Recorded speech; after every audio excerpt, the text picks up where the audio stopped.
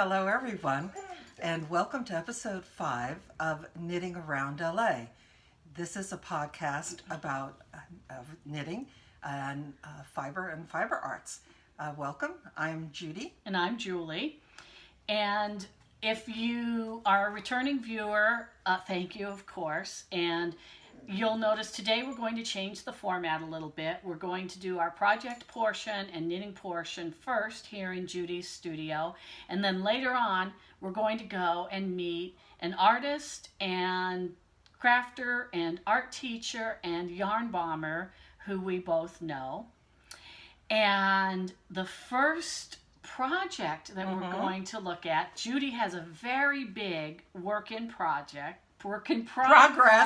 Yes. And so we're going to show that to you now. We're going to get set up and we'll show you a clip. Okay, so I'm behind the camera, and Judy, tell us what it is that you have going, because this is not knitting. It's not knitting, but it is fiber. It's textile. These are blocks that you can see I'm missing 3 yet to do, but I've got a quilt going here for a nephew and his wife. They're all batiks, and I'm going to be putting it into a queen size quilt. And the reason you're doing this is for?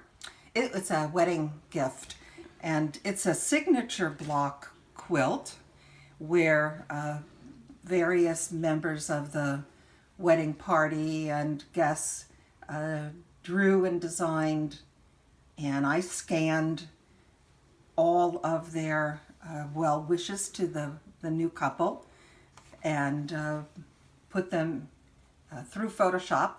That's Sam, their corgi, his paw print, and then used InDesign to lay out all of the text, and then printed on a fabric, a pre-treated fabric for inkjet printers. And now I'm going to be ready to finish up the quilt. And this is going to be a queen size quilt. It's going to be queen size quilt, and I'm going to be binding it, well, adding sashing in more of this absolutely beautiful batik color. Their favorite palette was greens and blues. And you are going to, so today is Friday. Yes. And this quilt is going to be in New York on Thursday next week. Yes, so you're flying out Wednesday next week. Well, Thursday night, yeah. Oh, you're flying out Thursday night next week. Yeah. And this is Friday, so once again, let's take a look at this is the entirety of the queen size quilt for now. For now, let's just say I have some massive amounts of work to do, but I'm someone who likes a hard deadline. We love deadlines. Yeah, yes. so nothing happens without a deadline. Exactly yes. right. So it'll like, get done. Like starting this 3 months ago when you knew you needed to do it. Well, absolutely. None of us do. No. Okay, so so I think we can pause here. Okay, and here we are again, and you know, I want to say one thing. What? That we've alluded to a couple times in a couple of the other episodes, that we have varied pasts. And yes, we do. And as you can see, Judy is a quilter in her past. Yeah. And what did you do for your career for over 30 years, Judy? I was a high school art teacher, which I loved, and it still remains a passion because I try to stay connected with as many of my former students as I can, and they've grown into amazing, wonderful adult human beings, and I adore them. A lot of them are in very nice careers in creative fields, and a lot of them are artists, and all kinds of things, and they stay in touch with you. Yes, they do. Which is wonderful. Yep. And I also come from a varied past. I was in the fashion industry, and I taught in the fashion industry. All that before getting my degree in art with a concentration in fiber and fabric. And I have been a full-time professional artist, exhibiting fiber artist, and I have curated shows. and I'm a knitter, and we're both yarn bombers. Yes, we are. So that's why Which is something I don't think we told them about, did we? we've talked about it. We've We haven't alluded it? really, we've alluded to it, and we haven't really explained it. And no, not today. Someday we'll explain it. And so that's why sometimes we go to see a variety of things and not just yarn stores, because we have quite a variety of interests. Yes. Okay, so we're going to look at our projects today, but we want to show Yes. these are our nerdy knitters. Oh, the camera is so far away. Yeah, but that's good. That's All good. right. You've done good. And look, inside it today is lattes. They're coffees. With no alcohol. With no alcohol. Okay, but this is our. We both belong to a knitting guild called the Nerdy Knitters. That's Knerdy. The Nerdy Knitters of the San Fernando Valley. Yes. And this was our gift for membership this year. Shall we imbibe? Okay, so here we go. Have some coffee. All right. So we have been dragging our viewers along on our sock journey. And can I say we both have hose? That's a half object, right? Yes. Okay, yes. You can say we both have hose. Are we going to show? We each Yes. have one sock done. One sock done. Ta-da! I have mine sparkly and glittery, and Julie's is stripy. Yes. And we had a fun time finishing these. And it was interesting because we didn't physically get together to do it. Julie was sick. And we still wanted to work together. We normally do knitting at least once a week, hanging out physically together. And this time, with her being ill, we used some technology and set up a hangout. Google Hangout. So Google we knitted Hangout. together via Google Hangout. For hours. Yes. And we had multiple coffees and lattes, and we chit-chatted. And even though she was sick, she didn't get it over to me. And we both had fun and finished our socks together. Right. So it was awesome. Okay, so I started my second sock. Oh my gosh, you're just more than started. You're already down on the heel flap. I'm doing the heel. I'm on the heel flap, and I started this, and so this is the cuff has got this beautiful swirl pattern with the way the colors pool, and I started this one, and the colors did not pool. They just all stacked up. And it, instead of swirls, it looked like camouflage, and I was so unhappy. It looked like a mistake. Well, what'd you do then? I completely took it out and restarted. Wow, how far had you gotten on it? I'd gotten about an inch into the stockinette, and I took it out. Well, And what do you think? Since it's this, the same yarn, why do you think it pulled differently? What? And you use the same needles. I do. So my guess is, well, one thing is I looked at my labels and it's two different dye lots. Oh. And I think this is hand dyed yarn. So when they, they did the two different runs, they dyed it slightly differently. Gotcha. But how I kind of fixed it for myself was that I knitted more loosely so that the colors stacked up differently and it became a swirl, which was what I was hoping for. So, but I was so upset. Wow. I could upset. imagine. I don't like ripping stuff out either. It feels like such... Well, I was afraid that it wasn't going to fix when I redid it. Yeah. And then when I pulled out the labels and realized that I had gotten two different dye lots of the yarn, I was even more upset. That's like the classic mistake, and I should know better, but... Well, you know what? That's one of those things that when you're in a shop, this is a good thing to mention, is that when you go to pick up yarn, you should always check to make sure you're getting, and it was, even though it sounds like a newbie's mistake to do that. You know, when you get overwhelmed or you get excited and say, wow, this is great, I love it, and you grab, you know, two skeins from the same bin, it doesn't necessarily mean they're from the same dye lot. Right. And you should check. You should check. Well, So, and so how I'll I made remember that now. So how I made So how I made that mistake was that recently I've been buying yarn in bags.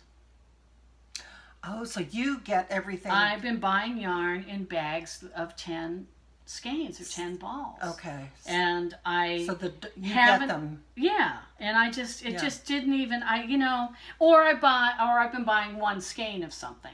In which case that doesn't. Right. Yeah. So I just completely forgot about checking dye lot, and but I think that it's going to work out okay. I think it looks great. I don't think you have anything to worry about. So I have a little bit. show this. Oh, oops. I started. This is another pair. Going to be another pair of socks, and these This are just feels really lovely, so and nice. I just love the color combos. I It's think this- I like yellow. Oh yeah. Well, it's like on an ivory ground, and it's this nice butter yellow with gray, and it's just a Soft very gray. and it feels. I nice. know It it's going to be feels awesome. really Switch. soft. Okay. That's it for me, and then of course there was my quilt. So, So I you've have a got couple great, other yeah, you've got great works in stuff. progress. So I worked on the Waiting for Rain shawl. And this is the one with, move the coffee. This is the one with charted short row lace sections in a garter stitch ground, and I love it. I really enjoy really doing pretty. lace. So this is Look at how good this looks with me. Okay.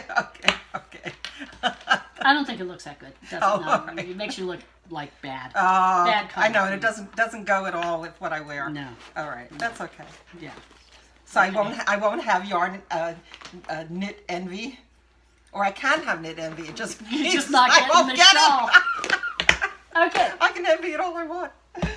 Exactly. Okay. Uh, And I shall. okay. Uh, All right. Envy. You got something else though. I do.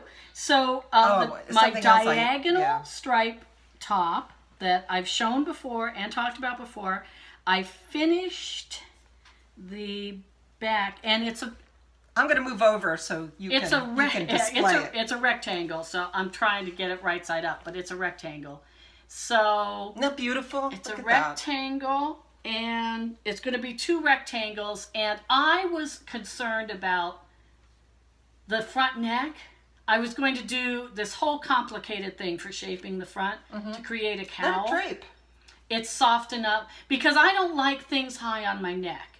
But I picked it up and I put it against myself today, and I realized that it's drapey enough. It's going to be fine. All I need to do is knit the rectangle for the front, and it's going to be great, and it's going to be beautiful. It's a little, and then I'm going to see, I think it's going to be asymmetric. Those are always the best. But I love them. But it'll be what it is because it's essentially it's on the bias. It's knitted and it's going to be hanging on the bias. And as you probably know, the It's gonna bias of drape- a fabric stretches, stretches. but the two biases don't stretch the same way. Right. So one always stretches more. But it's going to be and the color is gorgeous. This turquoise color. Do you know this? Everyone can wear it. Yes, You told me that. I Look how told good you I that. look in it. Now I can't tell you that it's not your color, right? No, you can't tell me that. Because this is turquoise It's so beautiful. is the one color that everybody can wear. But, It's gorgeous. It really is gorgeous. so that's all I have. That's what we have for work. Oh, you know What? how people do acquisitions? I have an acquisition. Oh, what did you acquire? You got them in. I got these are Mrs. Brown's bags. made by Jody Brown, who also does the the Grocery Girls. Grocery Girls, yes. The Grocery Girls podcast. Oh, it's beautiful. Look, It's crocheted. Look at that. It's crocheted. And it's like all these gorgeous speckle yarns. What's it look like inside? You know, I actually love it. It's Can I show? It's a neutral. A neutral. Gray. Very pretty. Interior. And why I love it is it's not going to change how your yarns look when they're inside. No, and really beautiful construction. And here's the other one. Oh, that's This one's crochet. Yeah, and knit. And this that one's a little bit smaller. And there Very it is. beautiful. Okay. And now we are here with Amy Bauer. Hello. And Amy and I met a couple years ago Yes.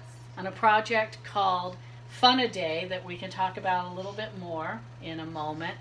And so Amy, first off, some introductory, where are you from? Originally from New Jersey. And how long have you been in LA? 4 years. What brought you to LA? I've always wanted to move to LA, and my husband and I talked about how we both wanted to move here, and we packed bags and flew across the country with one-way tickets one day because we thought, what are we waiting for? That's All right. fabulous. That's where people say, go for it. You went for it. Yeah, we had no Yeah. jobs, we knew no one. It's it like worked a out. Was it typical LA story, actually. But It scary. really Was is. it scary? No, I think my husband might have been a little nervous, Yeah. but I was not. Right. Well, and since you've been here, okay, so still some background. Okay. So tell us a little bit about your art education. Oh, well, my education in general, my art education began when I was little, Mhm. I would say. My mother and my grandparents, everyone encouraged me to draw. My mother taught me embroidery and so on. Mm-hmm. And then when I went to college, I went to regular schools, but I took the art classes here and there. Mm-hmm. So I have some art degrees, but mostly I'm self-taught. Okay. When did you learn to sew? I would say I was elementary, and then 6th grade, I took home ec. Well, So, That's familiar. yeah. with the I wish diverse. they still had home ec. Oh, I know. Yeah, I know. I would be teaching all it. of those life skills. Yeah. They're eliminating from the system. Okay, so when did you learn to sew? I would say firmly 6th grade. I was, I made pillows and I started making everything. All right. Yeah. Familiar story. Yeah. So, I was going to ask, when did fibers and fabric become your medium for creative expression? Mm-hmm. But it sounds I like think it's always been, always been. but it's just refocused within this last century. I was going to school for design, and I would, make that into fashion design, and that would be my focus all the time. And I did all these shows, and I had, moderate success in that, and it was great. And then I started to venture into the fine arts world, but I got pulled back into incorporating fabric and pattern making into what I was doing. So it's always been there. Mm-hmm. Yeah. Okay.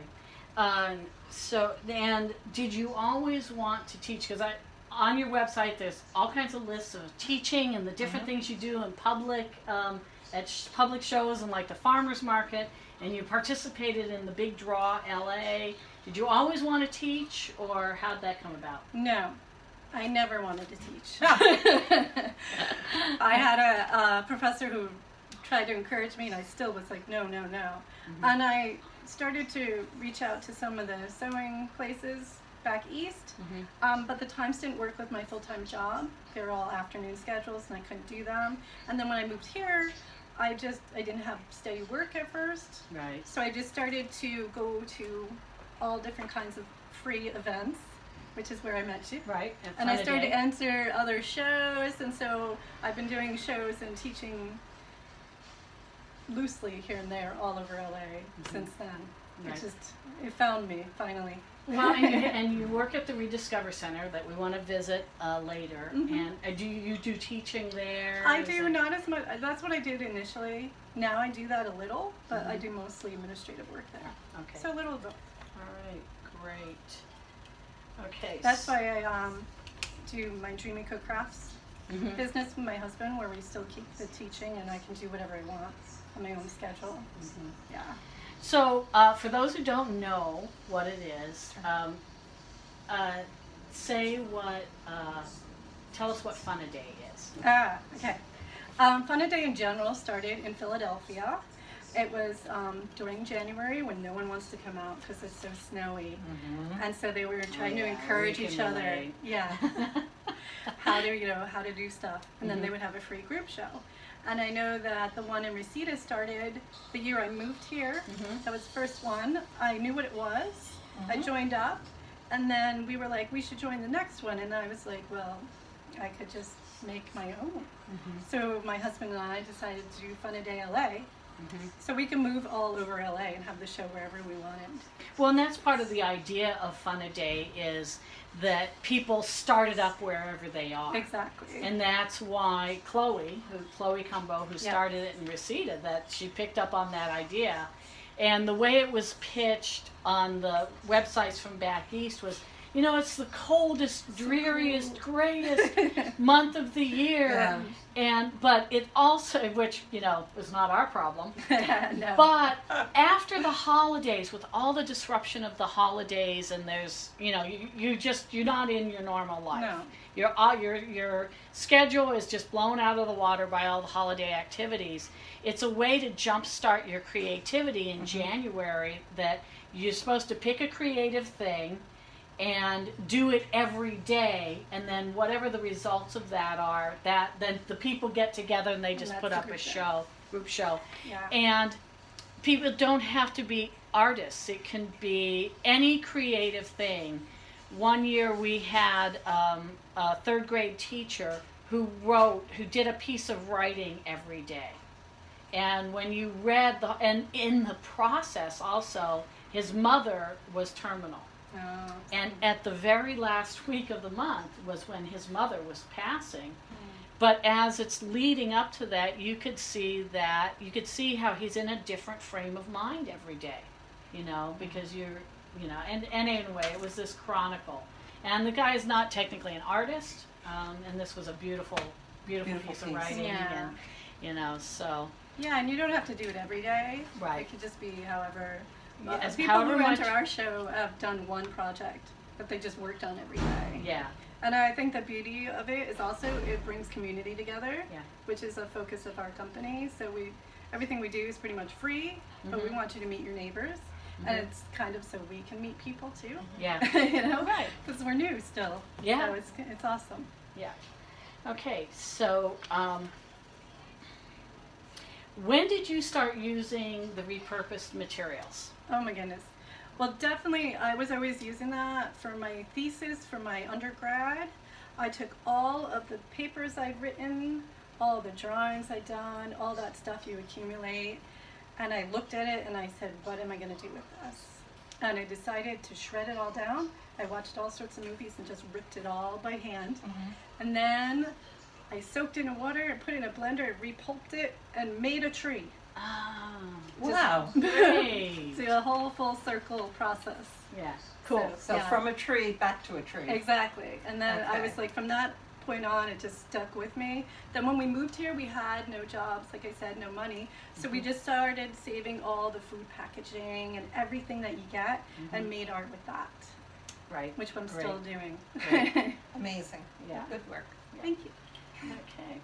So we are interested in the creative process, and we've had several conversations about, you know, different aspects of it. And so here's a question that actually came from when I was in school. So I'm recycling an old school conversation.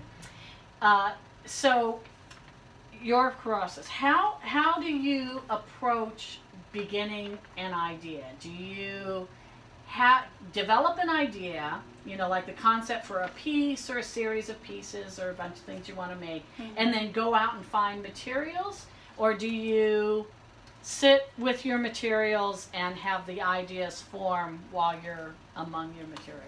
Or is there something, another way? Well, it really depends on what I'm making, but it's usually the materials telling me what they want to turn into. And for instance, when I did my tree, I thought, I'm just doing this tree for a thesis project. It'll be really cool. That turned into go into 2 gallery shows, that tree. And then I thought, well, what am I going to do? I have a 4-foot tree on a 3-foot pedestal. And so I put it in my friend's backyard, and her husband thought, oh, 3 months or so. 5 years later, it was still alive. The wind had knocked part of it off, and it was beat because it was also in northwest New Jersey. Snow, ice, bears. Right. Wow. Storms, bears? Bears in her yard. And so it went down to about, I guess it's 2 inches tall and a foot long. And she brought it in her house, dried it out, and mailed it across the country to me. That's fantastic. Is it here? It's in a box in this closet. Oh, okay. Yeah. So But I do can't see have it today. pictures of it. Oh, So. okay. All right. Well, Great. you know what? I mean, I'm sure when we do some close-ups, we'd Maybe like we to can dig it out. We could. or It's not see that far. the photos. Yeah, Yeah. totally. You know, that'd be Yeah. Because really we took great. photos every day of the process of it being in the backyard. Oh, that's amazing. So, Good, yeah. good. Yeah. That's Wow. that's a cool thing to Yeah. make Yeah. it into a little mini book or something Yeah. like that. Or That would be a great book. Oh, Okay. absolutely. all right. So we do want to see some things in progress in the studio, and we can reset so that we can see close-ups. And I have a question here while we're looking at all this. So maybe we can. I'll tell you the questions ahead of time. Maybe we can revisit them. So. Okay. Do you have anything that started as one thing, well, the tree, Yes. and then evolved into something else? And what do you do when you are working on something and you don't like how it is turning out? Oh, that's a good one. I have some dresses I brought out over here that are not how they originally were. Yeah. So Okay. Well, Well, we can, maybe- why don't we set? We can reset and this show is a those, good and then point. have her talk about Yeah, it. we'll see Julie, Amy's studio. Yeah. yes. Okay, so we were talking about how things evolve. Yes. So tell us about these dresses. Okay, this dress was, I guess, about 5 yards of fabric that I found in a dumpster at FIT in New York City. Oh, And the teacher said, there's only garbage in that dumpster. don't look in that dumpster. I can't even tell you how much fabric I took home that day. But, so I took this home. I realized that they use it for accessory design for the inside of mostly purses. So I had to cut it, and I had it floor length, and I didn't use a pattern. This is elastic in here. I just was whipping up something quick because, you know, New York and it's cold. So, Yeah. but then I put it on and I looked kind of not quite right. Every time I did the hem, it just was off.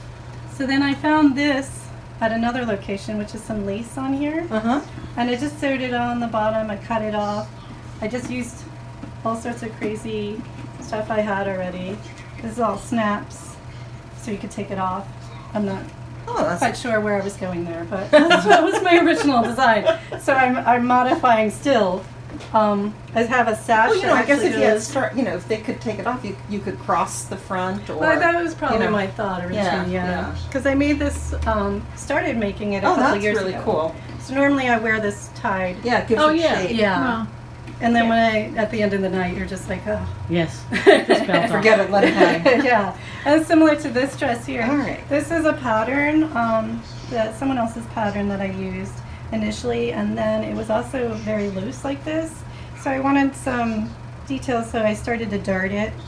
It's supposed to have pockets, and I used to just wear it with a belt, but as soon as I put the darts in, it was fitting much better. Mm-hmm. And this is a bed sheet. Wow. This one is 2 patterns that I put together. This is just some really cool vintage fabric. I was going to say it looks Yeah. like vintage fabric. And I probably got this at a thrift store. And I have panels in here. I cut panels, so it's a panel dress Mm-hmm. that I just gathered up.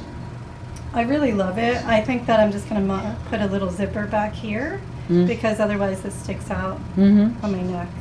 But again, it was just 2 patterns I put together, not knowing where it was going. And this one, another bed sheet, Oh, no pattern. I just put it on the stress form and started pinning it together. You're like Project Runway. I was like, I don't know what's happening, but I like this. Yeah. And I just started to put all these details in, and then I put a little doily on my bottom. oh, okay. You know? So really, kind of It's just- improvisational. As I go, all my Making it- sewing is like that. Unless I made some patterns, some stuffed animals for my nephews and nieces, and I actually followed the pattern. Normally I just make whatever kind of shape, and they're like monsters, my stuffed animals. Right. But these were actually what they're supposed to be. I just didn't use the proper colors that they wanted me to use, but Oh. who does? Who needs to? It's not a real animal. Yeah, right. If You you know? if you look up the stuffed animals on Pinterest, Oh, there they're are pretty all wild and kinds crazy. of colors. Yes. Yeah. And the more they Well, are, the better. my stuffed animals will be online soon on my blog, but I had to keep them secret for a while. Oh. But I handed them out last week or the week before, so now I'm okay. Okay. I gave almost all my Christmas presents out already. Wow. Oh, nice. You're ahead of the I figured I was schedule. flying across country. It was cheaper than shipping. Wow. So, have you been able to go back for holidays since I you've don't. been here? I go in between. I go different times because of It's easier to travel. the travel. I don't have to worry about storms Yes. Yes. Yeah. because I've had Absolutely. that happen. Oh yeah, Thanksgiving and Christmas can be tough. Yeah. Yeah. So Alright. anytime. So that's just my dresses, and I make all sorts of things. But Well, how about we take readjust the camera? yeah, And Okay. we'll take a some more close-up stuff. look. Okay. Yeah. And Manicure. Yeah, that's I true. can't keep my nails. okay, so tell us what we have here. Okay. These are projects from Fun-A-Day LA.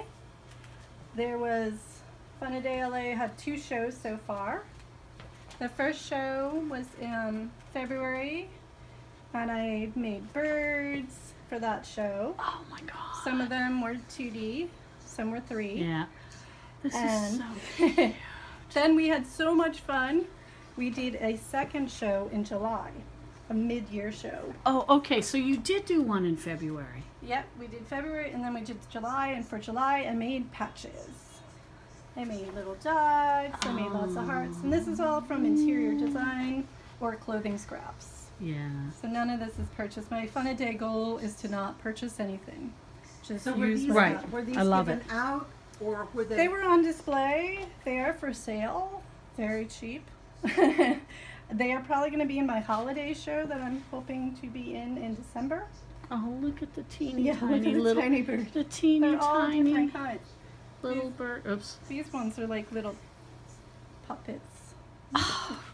See, this is so creative. I love this. And all reused material. Exactly, and buttons. I have lots of buttons. Real improvisational.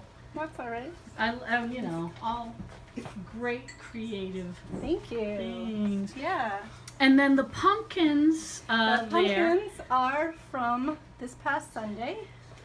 Santa Monica has a no-carve pumpkin decorating event once a year, Mhm. and we've done it for 3 years. So you kind of led whoever comes up. It's a public. It's a public event. Mhm. It's supposed to be for kids only, but we're okay. Oh. This year the pumpkins are extra big. They're usually half size, and we were experimenting with some glitter glue Oh. Nice. and markers, and we have China pens, and so basically it's freeform, whatever you want to do, but you have to decorate there. So we're already preparing for next year because we have Alright. so much fun. Right. Well, Yeah. and so did you have adults come and decorate pumpkins? We had 1 or 2. It's mostly kids, and mostly, even adults with 5 kids. Each kid got to do a pumpkin. Yeah. So I would say there was like 200 people that came through. And where was it held? Santa Monica Farmers Market on Main Street. Oh, and it was on Sunday? They have a Yeah. farmer's market on Sunday Uh, on Main. Correct. Oh, okay. Yeah. All And right. that's from 8:30 to 1:30. Great. Yeah. Great. And we're there once a month. They're going to be there on the second Sunday in November and in December. doing other free activities. So, and when you do that, is that like it's the city has the booth, and then you're there? Yeah, it's as a a city kind of as a event, service. and Yeah. we're there for a service. Yeah. Yeah, and you guys create the. We come up with everything. Came up with the projects. We bring the supplies, everything. Yeah. Yeah. Okay. Well, good. Yeah. Great. And I saw on your website you participated in the Big Draw LA, and so Yes. tell us what the Big Draw LA is, Okay. and what was that like? I believe that's part of Big Sunday. Ah. They're a nonprofit organization. They do the Big Draw LA once a year for the month of October, Mm-hmm. and they do other things throughout the year. We participated a year or two ago, I believe, and what we did is we brought all this paper and all these different writing Mm-hmm. implements, pastels, crayons, markers, and let people draw their hands and draw the city and what it meant to them. Ah. And yeah, it was great. free. Mm-hmm. So, yeah. And it's Big Sunday, which is it's still there's a lot of different volunteer projects that Oh, go on, yeah. like cleanup and neighborhood cleanups They and do different things like cleanups that. and donate stuff. Mhm. And, yeah. And for the Big Draw, are there these booths with opportunity for people to draw in like different neighborhoods around the city? All over the city. I know there's stuff in East LA, and it's all different days of the month of October. Yeah. So you could go from one to another constantly. And you, I know there's probably like a website you sign up to do it, and did they assign you a? No. You got sign to up, pick your spot? You say where you're going to be, what day you're going to be there, what time you're going to be there, what activity you're doing. Oh, that's great. They just help with promotion. And is it going on right? Because I haven't Yeah. seen any announcements for it. I believe it is. Oh, okay. It is October. Yes, it is October. Okay, great. Yeah, and then I was also part of another art organization where we gave away little care boxes with art supplies in them Mhm. if you showed up to our booth, and it was another paper activity where you got to either fold paper or draw and stuff. And we do that like once a year too. Very cool. And where was that? That one we also do wherever we want, Oh, and it's the first Friday in September.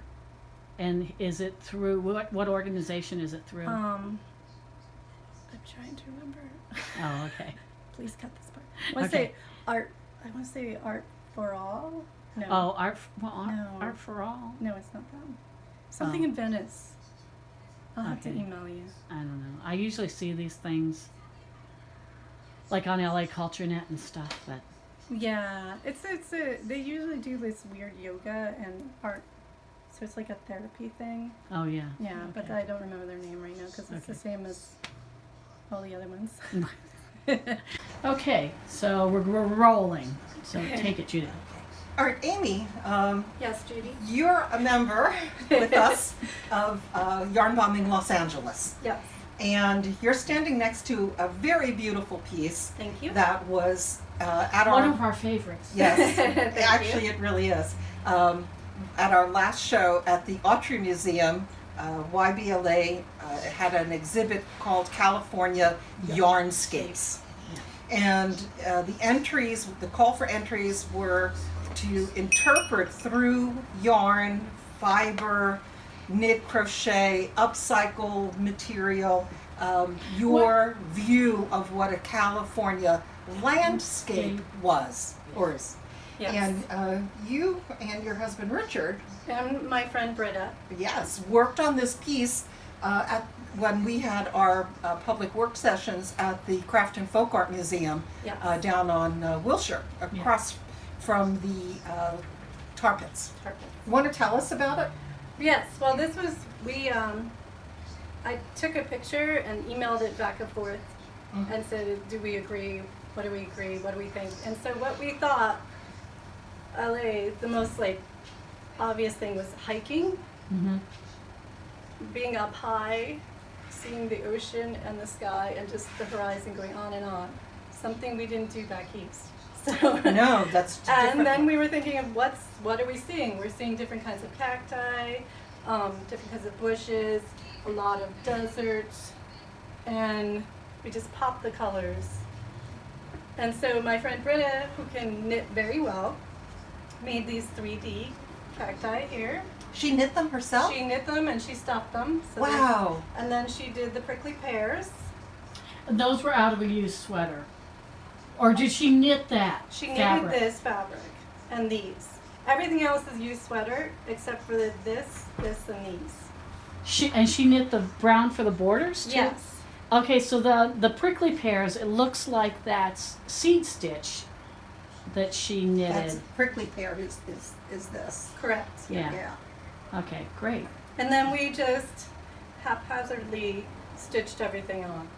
Oh, you're supposed to show the back. You know? Oh yeah. No, I want them to know so that Oh. people don't feel intimidated. Right. You know don't what? have That's to- absolutely That's right. I can't do this currently. Maybe I will be one day. I've never tried. I am this. I cut all. This was a sweater dress, really old, moth hole, almost like very dry. Mm-hmm. You know, sweater dress. These are sweaters. I cut up and laid out everything, and then my husband, who also doesn't do any of this, he doesn't sew. Well, a he does lot. now. Yeah, I have been Yeah, teaching him. right. So he's doing running stitches. He's sewing stuff together. He's having Yeah, a lot of fun yeah, doing yeah. it. So And Yeah. this was a sweater, or was this like a little that was blanket? a sweater. This is a all the purple was this really fancy sweater With sweater with a pullover print, with a yeah. zipper. It was really, and then the two blue were just blue sweaters. But I'm And- going to be honest, Amy. I got to tell you, when I was watching you work on it initially, I was like, "Oh my God, where is this going?" I know. What does this was like a hot mess. Well, What is happening here? That makes sense because this was layers. Mostly all the blue you see, is the whole thing. I know, but I was watching when you guys were putting down the prickly pear, Oh, and we were, yeah. and I'm like, I had no idea what they were, It was- But what they were they- coming but they- together it was a with. process. But they looked like they knew what Oh, they we were, did. because they Oh, were and they- always very busy, very Yes, intent. and they were very intent, and the three of them were always in constant discussion. Yeah. And I'm looking at it from the other side of the table, so Right. I'm looking at it Upside upside down. down, and I'm thinking, what the blank are they doing? You know, because I didn't see the vision. Yeah. And But I've got to tell you though, you know, the three-dimensional quality of this. At first, I thought, wow, that's awfully three, because the other pieces are not that. No, not that, as much. Not as much. Well, But we it- hadn't seen them because some of them were that's true. fairly three-dimensional. Yeah, but not like not these. not quite like this. Yeah. Not even the dog or No, the no. minor. They- but they hadn't come in yet. We didn't No, but see we them. got to see people who were working on their pieces at the Hardly anybody. Well, some- they were some like people- the only ones who were the regular. Well, they were regular, but Yeah. we did have some people coming in about. But Mostly they were flat. this was fantastic to see it. Maybe we can find a still and post it in we have There are a some, piece. yeah. We have a couple pieces of video because it hung and shone beautifully. Yeah. The three-dimensional quality about it was outstanding. Well, you have So- some I good. wish Britta was here to hear this. Yeah. I'll have to tell her. Oh, she'll watch the video. She'll watch the video. Yeah. And subscribe. Thank you, Britta. Well, and do you remember what Amy's piece for Manhattan Beach was when we Oh, did yes. we did the yarn bombing exhibition at the Manhattan Beach Creative Arts Center, and one of the parts of it was like 15 trees out front, Right, and right. Amy did a tree, and that was soon after we met. Yep. Okay. And she's like, but I don't knit. And I was like, well, just use used sweaters. And by the way, here's a bag of used sweaters. I and, dived in. and it had sleeves and it Yeah. had all this stuff. And it was like one of the most fantastic pieces out there. Thank you. Yeah, on my website, and I can send you.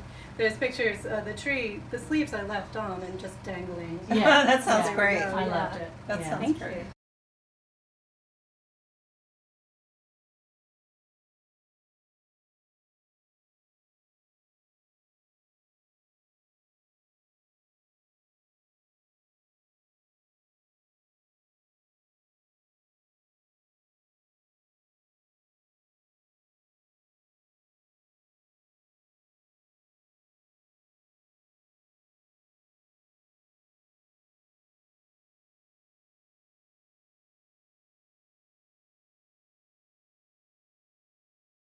Tell us where we are. You are at the Rediscover Center. We are a creative reuse center in Mar Vista. and I am standing in the crafting corner with lots and lots of donations. And what kind of programs do you have here available for people? Well, we have our daily programs of open hours, Crafting Corner, which is all ages, where kids can come in and pick anything they want, make anything, take it home for $10 per crafter. So adults, $10 too. And then we have our Tinkering Club, which is for 7 and older, where they learn how to use drills and hand saws and power saws and chop saws and all sorts of stuff. They go through tool training for $30. And then they get to be dropped off in the Tinkering Club, which is $20 for the first 2 hours and $10 each additional hour. And that is Monday through Friday, 3 to 6 p.m. in the afternoon. Saturday and Sunday, 11 a.m. to 5 p.m. And where do all of the materials for here come from? All over the place. I've got some Lincoln log pieces in my hand that someone probably has been hoarding for a while. We have a lot of cut-offs, and from regular wood to cups from a store that closed. This was a yogurt store. They're from individuals and from stores, corporations. So if you had people in the community or someone who might live in the LA area and is watching this podcast, Yes. and they had a stash of material that they'd like to donate, you'd accept? Yeah, we accept almost everything. There's a couple things we're overstocked on. And so the best thing is to email us and we'll say yes or no. Okay, and we'll That way put you that don't email address in our show notes so Yes. people can see that. And I also want to let you know, new starting this week that we've done every Wednesday night, we have a free adult tinkering. You don't have to know how to use any of the tools. We will teach you. And it is every Wednesday from 7 to 10 p.m. Okay, great. Yeah. I think that covers it. Yay. Yeah. Thank you, Alright. Amy. You're awesome. You too are. This has been Thank you super for fun. welcoming us into your home and into your workspace. Yeah, you guys got to come over another time when I don't have to rush out. Yeah. And then we can all have tea and And we'll TC take will you come up on it. out, and you can see the fish. I It'll love be it. great. Yeah. Yeah. Okay, Thank you. great.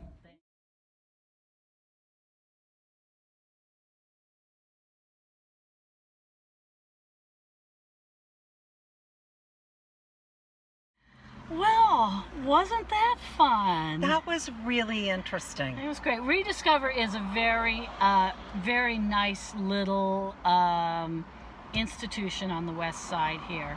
I got to tell you, I mean, the programs that they run for children are wonderful, and the fact that they have adult classes, tinkering as they call it, is terrific because It's a Yeah. fun place to Yeah. go and be creative, and a great place for parents to be able to take children to be creative. Yeah. And Amy was saying that there's a new adult class that's going to be free in the evening. right, which is incredible. Yeah.